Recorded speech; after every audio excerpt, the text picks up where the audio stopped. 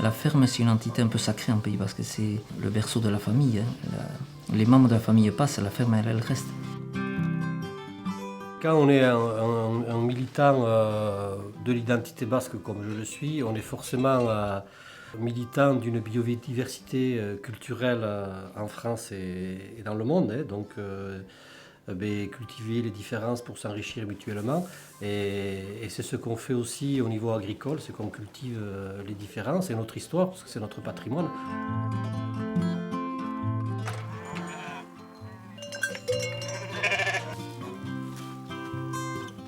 L'association des producteurs fermiers, elle est née en 88. C'était le moment où se mettait en place une norme sanitaire européenne qui représentait pour les petits producteurs une grosse menace, puisqu'on parlait d'outils de transformation industrielle. Et donc la production fermière était développée ici en Pays Basque, puisqu'on a des petites fermes. Et donc naturellement, comme la production est faible, les paysans ont essayé de la valoriser. Et donc très tôt, il y a eu une transformation et une vente directe qui s'est développée en Pays Basque. Donc il y avait pas mal de producteurs fermiers, mais qui étaient isolés. Il y a eu un réflexe un peu syndicaliste de se regrouper face à l'administration. En Pays Basque, il y a un tissu agricole ou paysan assez important, tant au niveau des fermes, tant au niveau des associations aussi d'accompagnement. Idoki, c'est une marque collective qui appartient à l'association des producteurs fermiers. Et concrètement, ça veut dire que il y a 2 niveaux dans l'association. Il y a un premier niveau syndical sur lequel il y a 250 fermes aujourd'hui. Et sur ces 250 fermes, il y en a 111 qui ont fait le choix d'adhérer à Idoki. Et donc, c'est-à-dire de respecter un cahier des charges et de payer des cotisations en face. Donc, ils payent 3 pour 1000 du chiffre d'affaires qu'ils font à Idoki pour la promotion collective.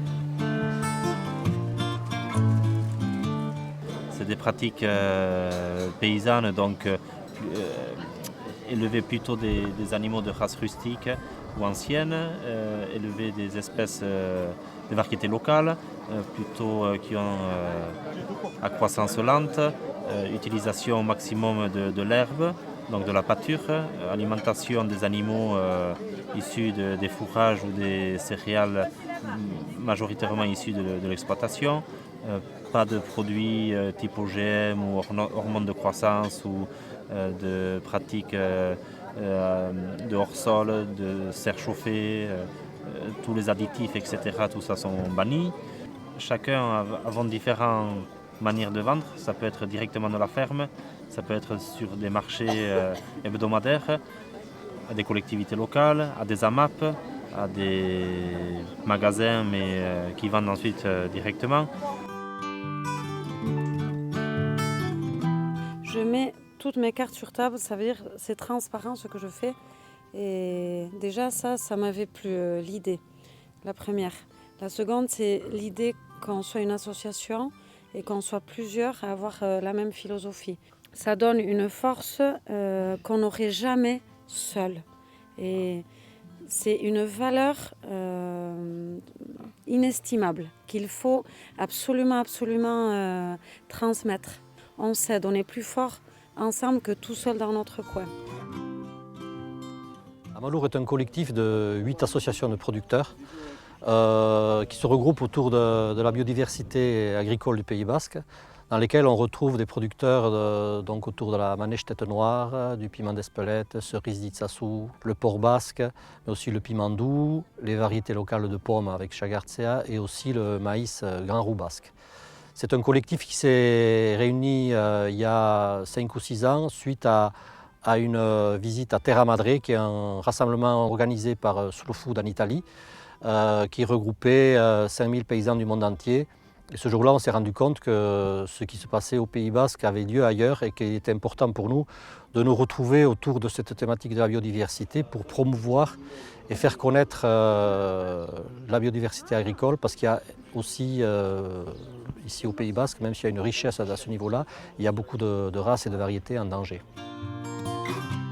Ici en Pays Basque, il y a une forte concurrence entre habitat, infrastructure, agriculture. Et donc le foncier, c'est un véritable facteur d'exclusion en matière d'installation. L'Ursa India, c'est une société à commandite par action, mais qui est issue de la transformation d'un groupement foncier agricole qui a été créé il y a une trentaine d'années au Pays Basque pour acheter collectivement de la terre agricole. Donc notre objectif, il est double, il est d'éviter une hausse trop importante des prix agricoles et d'acheter collectivement pour pouvoir permettre à des jeunes paysans qui ne sont pas forcément issus du milieu agricole de pouvoir s'installer.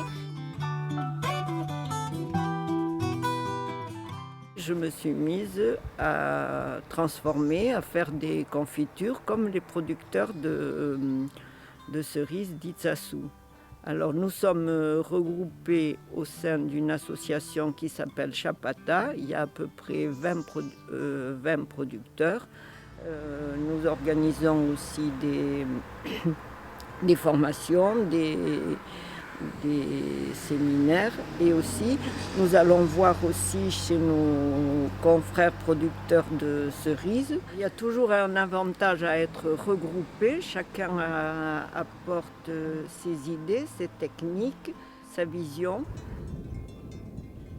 Je suis exploitant agricole, donc ici dans le Pays Basque, éleveur, et j'y fais du fromage. On a des problèmes qui sont communs à tout le monde et je pense que la meilleure solution pour arriver à résoudre, c'est de les partager déjà entre nous et ensuite de voir ensemble ce qu'on peut faire pour les résoudre. Et plus le travail qu'on fait par exemple au sein d'Amalour avec les produits Sentinelle, avec Slow Food et tout ça est en train d'amener des résultats. Et à Bellan, on est 7 paysans et on travaille 3 productions, donc les productions qu'il y a sur nos fermes, donc la vache, la blonde d'Aquitaine et la pyrénéica, les brebis et les porcs basques. C'est un atelier de découpe et de transformation en commun, un outil qu'on a créé en commun, mais avec chacun notre production et chacun nos recettes. On a créé aussi au sein de l'atelier un petit point de vente, donc un petit magasin avec tous nos produits. La finalité, c'est d'adapter son système agricole à son écosystème.